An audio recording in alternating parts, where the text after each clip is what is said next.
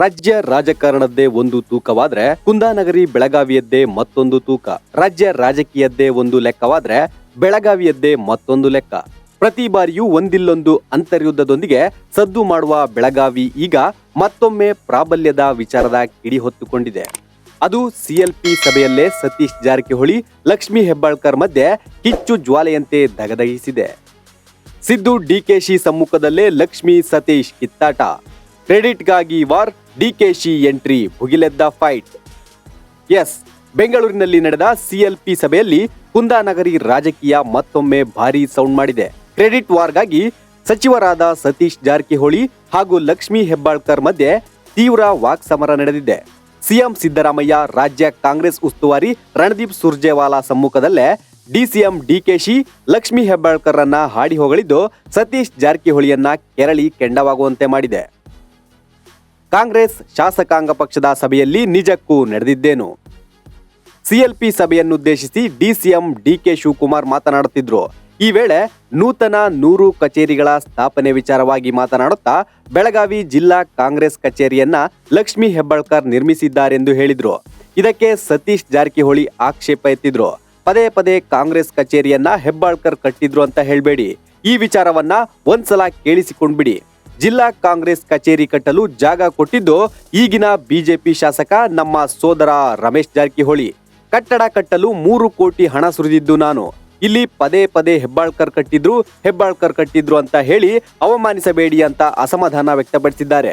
ಈ ವೇಳೆ ಮಾತನಾಡಿದ ಹೆಬ್ಬಾಳ್ಕರ್, ಜವಾಬ್ದಾರಿ ತೆಗೆದುಕೊಳ್ಳುವಾಗ ಅಲ್ಲಿ ಸರಿಯಾಗಿ ವಿದ್ಯುತ್ ಕೂಡ ಇರಲಿಲ್ಲ, ಕನಿಷ್ಠ ಮೂಲ ಸೌಕರ್ಯವೂ ಇರಲಿಲ್ಲ. ನಾನು ಮೊದಲ ಬಾರಿ ಸಚಿವೆಯಾಗಿ ಜಿಲ್ಲೆಯಲ್ಲಿ ಕಡಿಮೆ ಅವಧಿಯಲ್ಲಿ ಪಕ್ಷದ ಕಚೇರಿ ನಿರ್ಮಾಣ ಮಾಡಲಾಗಿದೆ ಅಂತ ಸಮರ್ಥಿಸಿಕೊಳ್ಳಲು ಮುಂದಾದ್ರು. ಇದಕ್ಕೆ ಮತ್ತೆ ಅಸಮಾಧಾನಗೊಂಡ ಸತೀಶ್, ಜಾಗ ಕೊಟ್ಟಿದ್ದು ನಾನು, ನಂತರ ಪಕ್ಷದ ಕಚೇರಿ ನಿರ್ಮಾಣ ಆಗಿದೆ ಅಂತ ಹೇಳಿದ್ರು. ತಾರಕಕ್ಕೇರಿದ ಫೈಟ್, ಸಿಎಂ ಡಿಸಿಎಂ ಮಧ್ಯಪ್ರವೇಶ. ಇನ್ನು ಸತೀಶ್ ಜಾರಕಿಹೊಳಿ ಹಾಗೂ ಲಕ್ಷ್ಮೀ ಹೆಬ್ಬಾಳ್ಕರ್ ವಾಗ್ಯುದ್ಧ ತೀವ್ರ ಸ್ವರೂಪ ಪಡೆಯುತ್ತಿತ್ತು. ಈ ವೇಳೆ ಸಿಎಂ ಸಿದ್ದರಾಮಯ್ಯ, ಡಿಸಿಎಂ ಡಿಕೆ ಶಿವಕುಮಾರ್ ಮತ್ತು ರಾಜ್ಯ ಕಾಂಗ್ರೆಸ್ ಉಸ್ತುವಾರಿ ಸುರ್ಜೇವಾಲಾ ಮಧ್ಯಪ್ರವೇಶಿಸಿ ಪರಿಸ್ಥಿತಿ ಶಾಂತಗೊಳಿಸಿದ್ರು ಅಂತ ಹೇಳಲಾಗ್ತಿದೆ. ಡಿಕೆ ಶಿವಕುಮಾರ್ ಸೇರಿದಂತೆ ಎಲ್ಲರೂ ಹೈಕಮಾಂಡ್ ನಿರ್ಧಾರಗಳನ್ನ ಪಾಲಿಸಬೇಕು, ಪಕ್ಷದ ಹಿತಾಸಕ್ತಿಯೇ ಮುಖ್ಯ ಅಂತ ಎಲ್ಲ ಶಾಸಕರಿಗೆ ಸಿಎಂ ಸಿದ್ದರಾಮಯ್ಯ ಸೂಚಿಸಿದ್ರು. ಇದೇ ವಿಚಾರವಾಗಿ ಮಾತಾಡಿದ ಗೃಹ ಸಚಿವ ಪರಮೇಶ್ವರ್, ಹೆಬ್ಬಾಳ್ಕರ್ ಮಾತಿಗೆ ಸತೀಶ್ ಅಸಮಾಧಾನಗೊಂಡಿದ್ದು ನಿಜ ಅಂತ ಹೇಳಿದ್ರು.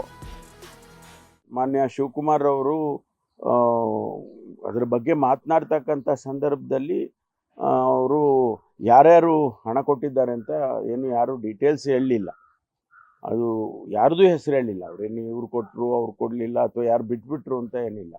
ಆಗ ಸತೀಶ್ ಅವರು ನೀವು ಯಾರು ಹೆಚ್ಚಿಗೆ ಹಣ ಕೊಟ್ಟಿದ್ದಾರೆ ಅವರದೆಲ್ಲ ಹೇಳ್ಬೋದಾಗಿತ್ತು ಅಂತ ಒಂದು ಮಾತನ್ನು ಹೇಳಿದರು. ಅಷ್ಟಕ್ಕೆ ಅವರು ಲಕ್ಷ್ಮೀ ಹೆಬ್ಬಾಳ್ಕರ್, ನಾನೇ ಅಧ್ಯಕ್ಷ ಆಗಿದ್ದು ಆ ಸಂದರ್ಭದಲ್ಲಿ, ಎಲ್ಲರೂ ಕಾಂಟ್ರಿಬ್ಯೂಟ್ ಮಾಡಿದ್ದಾರೆ ಅನ್ನೋ ಮಾತು. ಅಷ್ಟಕ್ಕೆ ಬಿಟ್ಟರೆ ಬೇರೆ ಏನು ಅಲ್ಲೇನು ಬೇರೆ ಬೇರೆ ಮಾತುಗಳೇನು ಬರಲಿಲ್ಲ.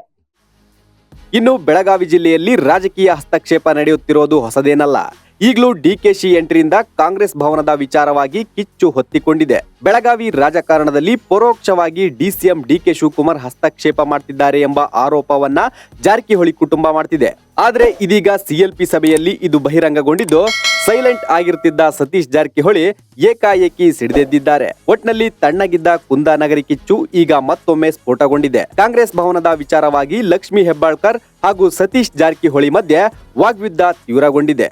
ಮುಂದೆ ಯಾವ ತಿರುವು ಪಡೆದುಕೊಳ್ಳುತ್ತೋ ಕಾದು ನೋಡಬೇಕು. Bureau report, boss TV Kannada. Latest ಹಾಗೂ ಇಂಟ್ರೆಸ್ಟಿಂಗ್ ಸುದ್ದಿಗಳಿಗಾಗಿ ಬಾಸ್ ಟಿವಿ ಕನ್ನಡ ಚಾನೆಲ್ನ ಸಬ್ಸ್ಕ್ರೈಬ್ ಮಾಡಿ. ಹಾಗೆಯೇ ಬೆಲ್ ಐಕಾನ್ ಪ್ರೆಸ್ ಮಾಡಿ. ಇದರ ಜೊತೆಗೆ ಫೇಸ್ಬುಕ್, ಇನ್ಸ್ಟಾಗ್ರಾಮ್, ಎಕ್ಸ್ ನಲ್ಲೂ ಮಿಸ್ ಮಾಡದೆ ಫಾಲೋ ಮಾಡಿ.